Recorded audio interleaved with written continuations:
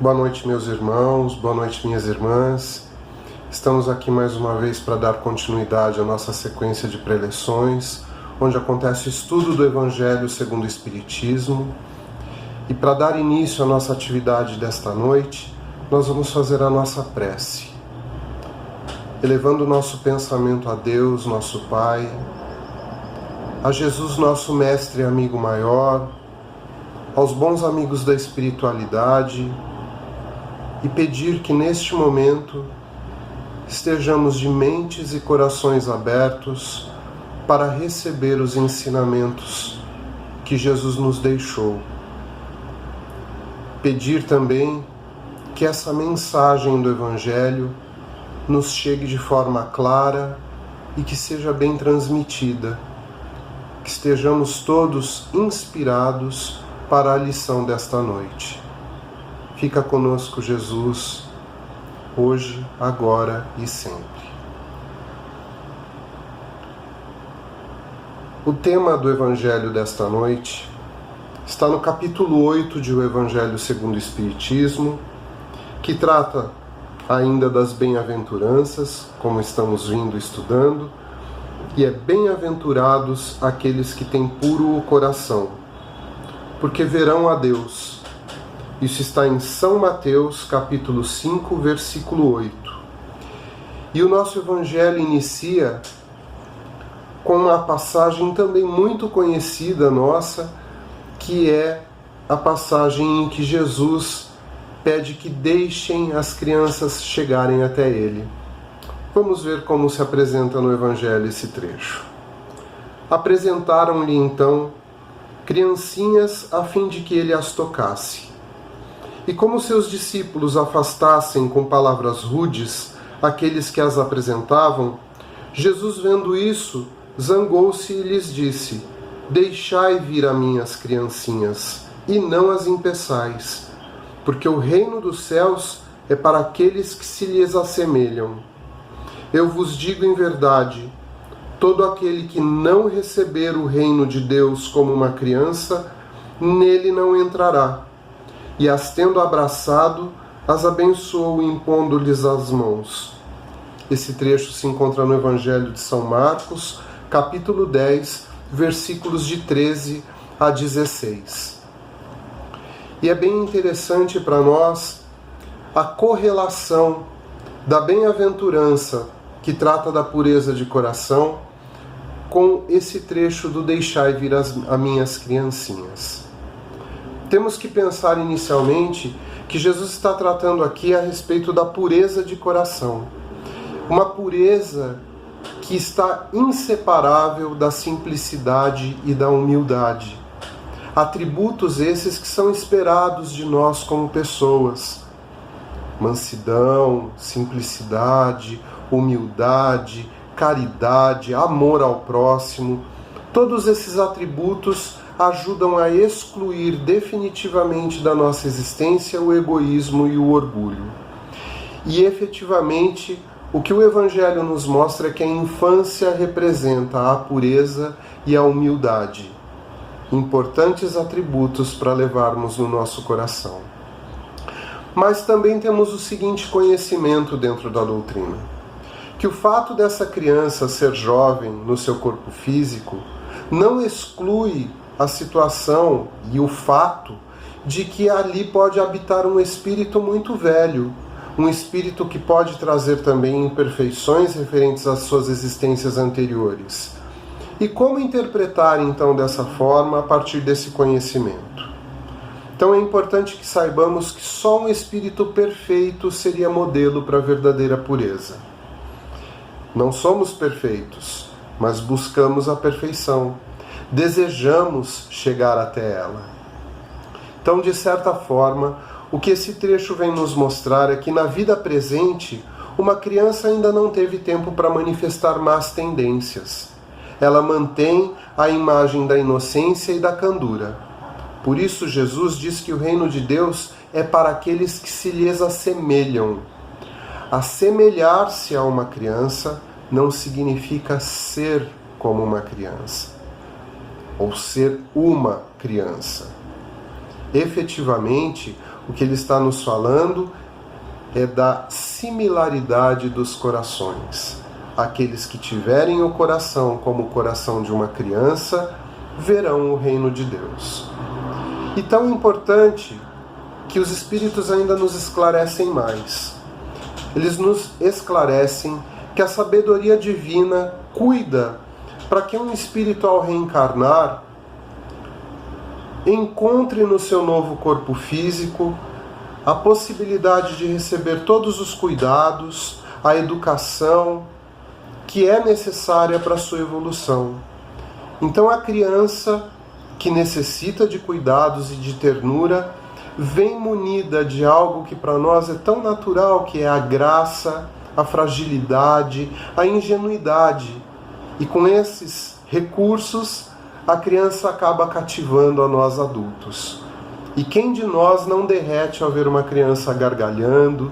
Quem de nós não derrete quando uma criança demonstra, através de uma atitude, através de uma palavra, que está aprendendo alguma coisa, que está expressando o seu afeto, o seu sentimento? Então todos nós, de alguma forma, nos rendemos a isso. E queremos e desejamos oferecer a essa criança nesse momento, a partir desse momento, todo o cuidado que ela carece. Queremos ajudá-la a aprender mais, a desenvolver-se como ser, como indivíduo. Também o Evangelho nos esclarece que durante certo período, no início da nova encarnação, o espírito perde a consciência de si. Assim, a cada nova encarnação, um novo ponto de partida. O espírito esquece o que poderia interferir na sua possibilidade de evolução e assim, a cada nova encarnação, a cada novo ponto de partida, ele pode superar as más inclinações do passado. Ele pode reformar-se, ele pode melhorar-se. Portanto, o caráter, as tendências, os ideais do passado permanecem adormecidos durante a infância. O espírito fica mais acessível às impressões recebidas dos seus educadores, que podem ser os seus pais, parentes próximos, os próprios educadores ou professores, e dessa forma, todas essas pessoas adultas têm a possibilidade de ajudá-lo a progredir com os ensinamentos. Mas atenção, a criança aprende principalmente pela nossa exemplificação. Aquilo que nós vivemos, aquilo que nós mostramos para a criança, ela está atenta. Ela está captando minúcias de tudo aquilo que é falado, de tudo aquilo que é feito, e é isso que ela aprende. Ela vai tentar imitar o adulto que é admirado, imitar o cuidador, imitar o seu educador. Ele vai imitar a mãe na sua postura, na sua forma de interpretar as coisas, vai imitar o pai na maneira como ele interage com as demais pessoas da família, e é dessa forma que esse espírito vai assimilando uma nova moral para aquilo que ele traz ainda antigo. Na medida em que o corpo se desenvolve, as ideias, as tendências, o caráter do espírito que habita aquele corpo vão retornando gradualmente. Porém, é importante considerar que a nova base educacional, acrescida das novas experiências que esse espírito tem, podem ressignificar tudo aquilo que ele traz do passado, modificando, assim, ele próprio, a sua conduta para melhor. Então nós entendemos dessa forma que numa determinada fase da vida, quando esse espírito retoma as suas principais características, ele começa a confrontar as suas tendências, os seus ideais e a reformular isso. Chamamos a isso de ressignificação, quando um determinado valor que não nos diz mais respeito ou não atende mais às nossas necessidades é reconfigurado para uma nova forma de agir. E isso é tão importante que vai nos acontecendo espontaneamente a partir da educação da nossa infância. Diz um ditado popular que é de pequenino que se torce o pepino. E tão importante sabermos disso porque fica aqui cravada a nossa responsabilidade para com os nossos pequenos de oferecer-lhes o melhor em termos de conceitos, de moral, para que possam crescer adultos saudáveis e homens de bem. Portanto, entendemos que o espírito durante um tempo mantém a sua inocência e assim mesmo considerando a pré-existência da alma, Jesus está com a verdade em tomar a criança como modelo de pureza e de simplicidade. Porque é assim que ele espera que o nosso coração se manifeste, de forma pura e simples, para que possamos ver a Deus. Também é por isso que Jesus falava por parábolas. Ele utilizava algumas histórias e alegorias para que aqueles homens do seu tempo pudessem ter a compreensão de forma pura, simples e clara dos conceitos morais que ele estava trazendo. Uma forma que foi tão útil e tão verdadeira que perdura até hoje, passados mais de 2000 anos. Portanto, a nossa infância espiritual acolhe bem e continuará acolhendo por muito tempo ainda a forma como Jesus ensinava. No tópico 18 desse capítulo que estamos estudando, ele trata a questão da frase de Jesus, deixai vir a mim as criancinhas, como um chamamento para as almas que ainda gravitam nos círculos inferiores, onde não reconhecem a esperança. E isso, independente de ser no tempo de Jesus, é uma realidade para nós ainda. De tantas e tantas pessoas desesperançosas, tantas e tantas pessoas voltadas ainda para vícios, para má conduta, e são essas as pessoas que estão sendo chamadas para ter uma nova atitude, uma nova postura, a pureza dos seus corações, abandonando assim tudo aquilo que é ruim, em especial o orgulho. Jesus ensinava aqueles que estavam num estado de infância intelectual e não aqueles que estavam na infância física. E neste momento nós entendemos que se trata do confronto entre o instinto e a razão e a vontade. Tão importante também essa compreensão. A criança é mais instintiva. Se ela está com fome, ela não está preocupada se é hora de comer ou não. Ela vai chegar para você adulto e vai falar assim, estou com fome. Se ela tem sede, se ela tem vontade de fazer as suas necessidades, ela é instintiva, é naquele momento que ela manifesta o seu desejo. Já o homem adulto, não. Ele tem a razão e a vontade. E a partir desse momento ele passa a domar os seus instintos. O importante é que a gente saiba domar os instintos no sentido do bem, da simplicidade, da humildade. Não usar do orgulho como um veículo ou como uma ferramenta para a realização dos nossos desejos, mas sim buscar sempre a forma mais simples e humilde de realizar aquilo que necessitamos. Portanto, Jesus esperava que os homens viessem a ele com a confiança dos pequeninos, pela sua terna e misteriosa autoridade. Uma autoridade que, para aqueles que o conheceram, certamente era inquestionável. Para aqueles que ouviram a sua palavra, para aqueles que ouviram o seu ensinamento, olhavam e falavam que forma misteriosa esse homem tem de nos passar tanta verdade. É com esse coração puro que devemos acolher então os ensinamentos do nosso Mestre Jesus. É com essa humildade que devemos olhar para cada um desses ensinamentos e falar, isso me serve. Eu acolho isso e tento transformar em mim isso numa ferramenta para melhor. O Espiritismo, ao seu turno, chama, portanto, os homens de boa vontade. Significa, então, que devemos superar a crença automática, a fé cega e marcada apenas pelo instinto, e colocar em uso a nossa inteligência para perceber a universalidade dos ensinamentos que estão no Evangelho.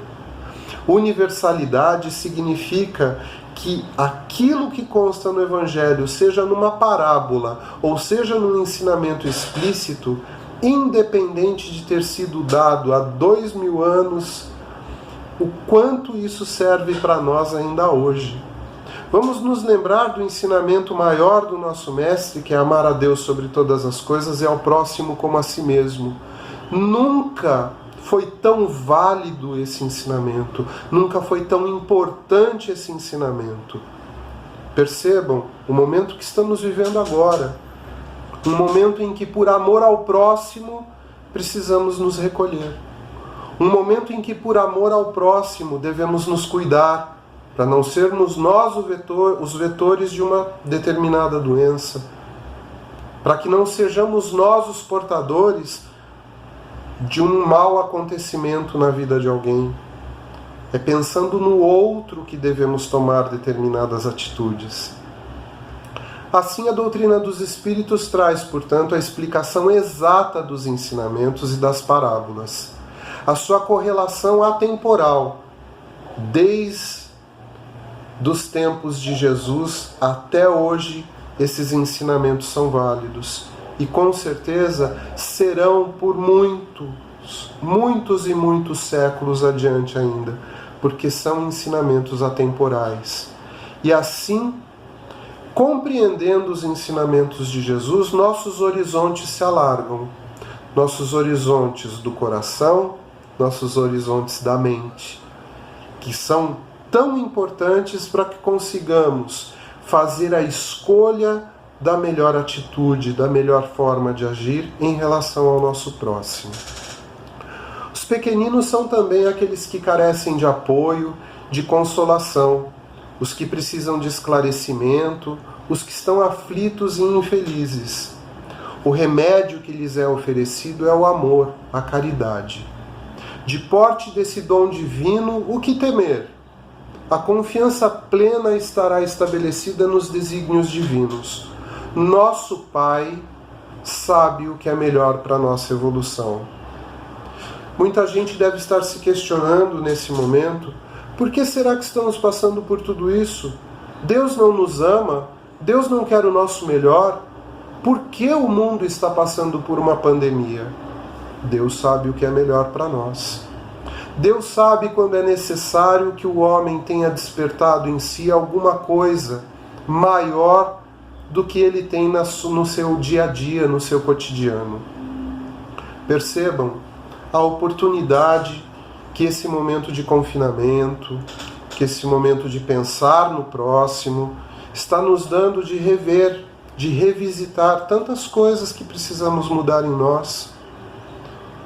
Atitudes que já estão mecânicas, crenças que temos no nosso dia a dia, que colocamos em prática no nosso trabalho, no nosso convívio social, relacionamentos que precisavam ser revalorizados, reatados, reconfigurados. Tudo isso está acontecendo, porque é no recolhimento do nosso coração que efetivamente revisitamos aquilo que realmente necessitamos. E nesse momento, desprovido de orgulho, desprovido de vaidade, porque é no meu recolhimento, é na minha intimidade. Nesse lugar, não valem as coisas que mostramos aos outros. No meu coração, eu sei exatamente quem sou. Por isso, então, tão importante se faz esse momento de recolhimento. Quando pensamos, mas então Deus nos mandou uma pandemia, vamos compreender que as coisas acontecem e que temos que tirar de cada experiência que vivemos o melhor. O que de melhor essa experiência que vivemos neste nosso século está nos oferecendo? As pessoas que chegarem nesse nível de meditação, de questionamento, com certeza sairão muito modificadas dessa experiência. e entendendo que o principal remédio que temos para colocar em ação nas nossas vidas é o amor. Quem tem amor tem tudo. Está acima do mal que lhe possa ser desejado ou provocado, porque o amor é um tesouro que está acima da corrosão, está acima da destruição e de tudo que pode tirar-lhe a pureza. Assim, sentirá as necessidades e apegos da matéria reduzirem pouco a pouco, até que a alma esteja plena novamente no seio do Criador.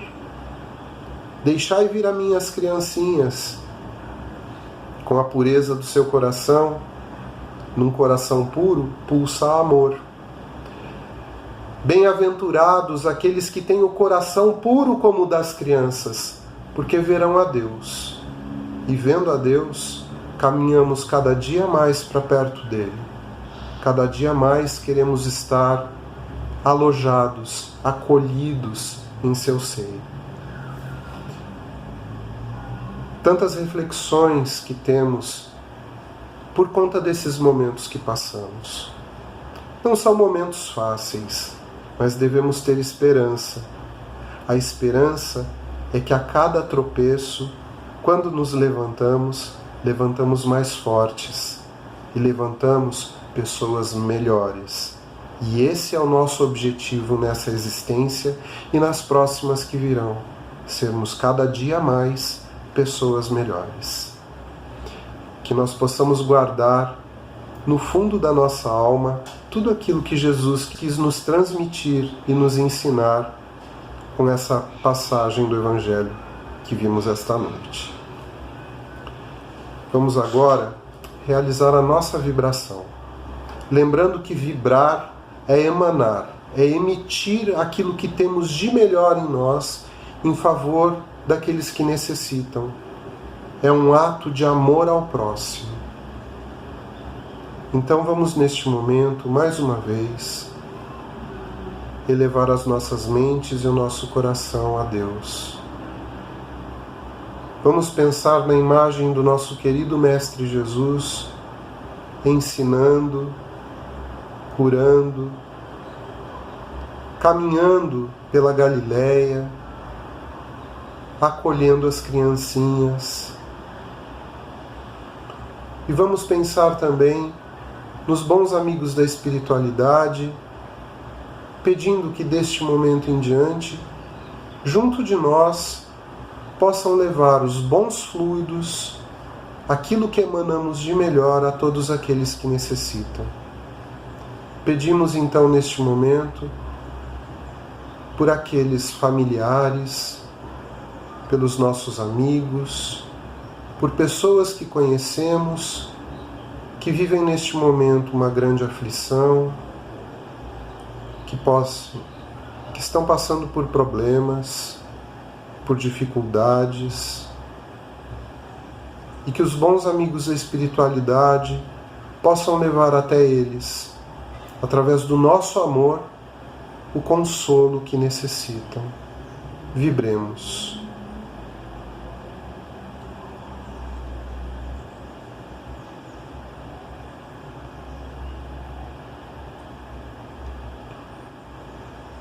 Vamos agora envolver com os nossos pensamentos o nosso planeta Terra em fluidos curativos, no nosso desejo sincero de superação, de desenvolvimento e de fraternidade. Que todos os povos, que todos os lugares que neste momento padecem com essa pandemia possam receber a assistência da espiritualidade maior. Mas mais do que isso, que os corações despertem para aquilo que precisamos aprender com essa experiência. Vibremos.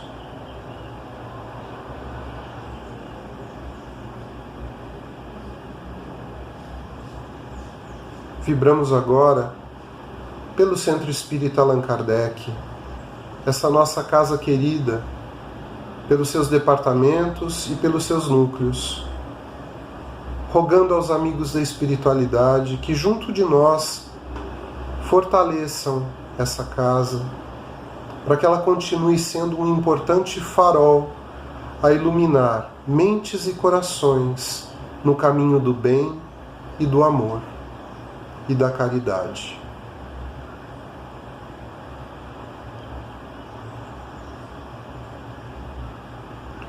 E por fim, levamos a nossa gratidão a Deus, nosso Pai, a Jesus, nosso irmão maior, cheios de alegria pela oportunidade que temos de estar unidos em pensamento e certos de todo o cuidado que Ele nos dá, certos também de que Ele sabe o que é melhor para cada um de nós, e assim confiantes que possamos seguir por mais uma semana em paz, em harmonia e em equilíbrio. Minha gratidão pela atenção de vocês e que nós possamos estar em breve reunidos outra vez na nossa casa, no Centro Espírita Allan Kardec, confraternizando, estudando e aprendendo. Uma boa semana para todos. Até lá!